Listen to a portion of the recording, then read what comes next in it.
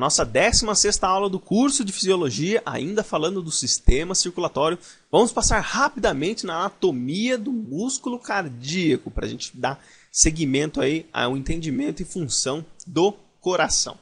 Então, nessa aula específica, a gente vai tratar um pouquinho da visão geral do miocárdio e suas estruturas, que é um ponto importante para a gente discutir. E vamos falar rapidamente da composição dos discos intercalares, que são os discos que vão permitir a comunicação das células musculares cardíacas, beleza? Então vamos começar aqui falando que o músculo cardíaco apresenta características estriadas, porém seu controle é autônomo e não voluntário, assim como o músculo esquelético. Então, se você assistiu a aula lá da musculatura estriada esquelética, você viu que a estrutura histológica do músculo esquelético é estriada, ou seja, você possui bandas na estrutura anatômica do músculo esquelético. O músculo cardíaco ele tem a mesma característica, mas você não controla os batimentos do seu coração. E por que isso daí? Por decorrência de toda a inervação do coração ser autônoma e não central. Por isso que o controle da contração da musculatura estriada cardíaca é pura e simplesmente autônoma. E se você for ver a estrutura dos cardiomiócitos, né, as células musculares cardíacas, você enxerga mais ou menos isso daí. Então, veja, nós temos semelhanças aí em relação à musculatura estriada esquelética, mas temos algumas poucas diferenças que eu vou citar aí para vocês. Então, o que nós temos aí? Nós temos um núcleo. Então, veja que cada segmento desse aqui é uma célula muscular cardíaca, né? E veja que a quantidade de núcleos ela é bem menor em relação à quantidade de núcleos que uma célula muscular estriada esquelética possui. A célula muscular estriada cardíaca, ela possui em torno de 2 a 3 núcleos no máximo, né? De 1 a 3 núcleos no máximo. Enquanto a célula muscular estriada esquelética, ela possui mais do que 3 núcleos, né? Ela é multinucleada. E outra coisa que a gente observa aqui também são as estrias. Veja, as estrias que remetem às bandas da musculatura estriada. Então, veja, a gente tem a banda A, a banda I, semelhante à musculatura estriada esquelética, tá? E uma coisa diferente que nós temos no músculo cardíaco em relação ao músculo esquelético é a presença desses discos intercalares, né, que vão promover algumas funções para a comunicação desses cardiomiócitos aqui um com o outro, né? Então, isso daqui que permite a comunicação entre essas células musculares e desempenhar uma força de contração muito intensa e uma comunicação muito intensa entre estas células. A gente vai falar mais um pouquinho já desses discos intercalares. E se a gente der uma olhada aqui na parte histológica da musculatura estriada cardíaca, a gente observa semelhantemente ao que a gente viu na figura anterior. Então veja, está vendo essas listras mais esbranquiçadas e mais arroxadas? Então nós temos a banda I, que é a mais clarinha, e a banda A, que é mais escura. E isso se repete. Então, essa característica estriada é observável aqui na estrutura da musculatura estriada cardíaca. E veja que uma coisa interessante, que os núcleos eles estão colorados mais em rosa aqui. Nós temos uma pequena densidade de núcleos, que é diferente do músculo esquelético que a gente viu em aulas anteriores. E olha só, a parte de comunicação, os discos intercalares do músculo estriado cardíaco, a gente observa essa estrutura um pouco mais arroxeada entre as bandas. Então a gente tem uma aqui, tem outra aqui, tem mais uma aqui, ó, bem roxinho, bem clarinho, uma aqui também, né? Tá pouco, tá meio difícil de visualizar, mas a gente enxerga aqui que são os discos intercalares das células musculares cardíacas, né? Eu vou falar para vocês já o que eles fazem.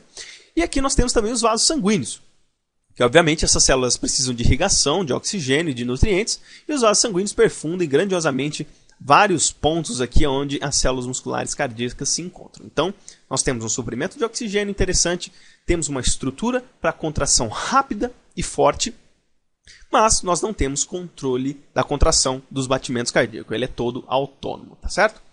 E para encerrar esse videozinho, bem rapidinho, falando dos discos intercalares, que é aquela junção de comunicação entre os cardiomiócitos, né? Esses discos intercalares, eles apresentam 3 estruturas específicas, que é que a gente chama de zônula de adesão, desmossomos e junção comunicante. Cada uma dessas estruturas, no momento que a gente enxerga aquelas junções, aqueles discos intercalantes, né, a gente vai ter essas 3 estruturas, né, que é basicamente isso que vocês observam nessa micrografia eletrônica. O que cada uma dessas estruturas aqui presentes nos discos intercalares, né, nos discos intercalantes, que fazem uma função importantíssima na função das células musculares cardíacas. Bom, começando aqui pela zônula de adesão, você observa que ela é muito parecida com os desmossomos, mas observa que ela é um pouco mais alargada aqui e é mais escurecida essa região. O que a zônula de adesão ela vai fazer de importante aqui para as células musculares cardíacas? Ela é como se fosse uma porção terminal para ancorar os filamentos de actina terminais aqui das células musculares cardíacas. Então, quando termina o filamento de actina, ele termina aqui nessa zônula de adesão para começar uma outra célula muscular cardíaca. A gente tinha lá também no músculo estriado esquelético a parte de terminação dos filamentos de actina, que é diferente aqui do músculo estriado cardíaco. Então, tem essa parte aqui da terminação dos filamentos de actina. Essa junção comunicante aqui, ela está entorneada, né? Essa junção ela permite o trânsito rápido de íons entre uma célula muscular cardíaca com a outra. Isso faz com que a comunicação entre essas células, no momento em que está ocorrendo a contração muscular do coração, seja muito rápida. Então, quando despolariza, ocorre um sinal de despolarização em determinado ponto do coração, essa junção comunicante se propaga aqui o potencial de ação entre as células musculares cardíacas. Então, isso aqui é extremamente importante para a comunicação iônica entre um cardiomiócito com o outro. E os desmossomos, né, isso daqui não é exclusivo da estrutura do coração, você vê que ela é um pouquinho diferente também da zônula de adesão, mas o desmossomos não é uma coisa exclusiva do coração, algumas células epiteliais também possuem, mas basicamente isso daqui é para permitir das células se unirem com bastante rigidez e não fazer com que elas se destaquem uma das outras no momento em que elas vão contrair. Então isso aqui é como se fosse um cimento entre uma célula e outra. Isso aqui vai permitir uma adesão super forte entre essas células para que elas não se destaquem.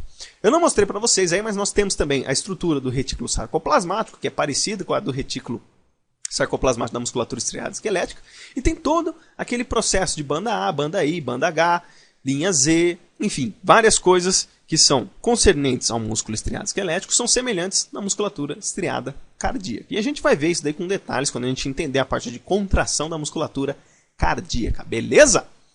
Então foram essas referências que eu utilizei para vocês. Essa aqui do Junqueira e Carneiro está bem explicado a parte no tocante à histologia da musculatura estriada cardíaca. Tem uma explicaçãozinha bem bacana, vale a pena vocês darem uma olhada lá, tá certo?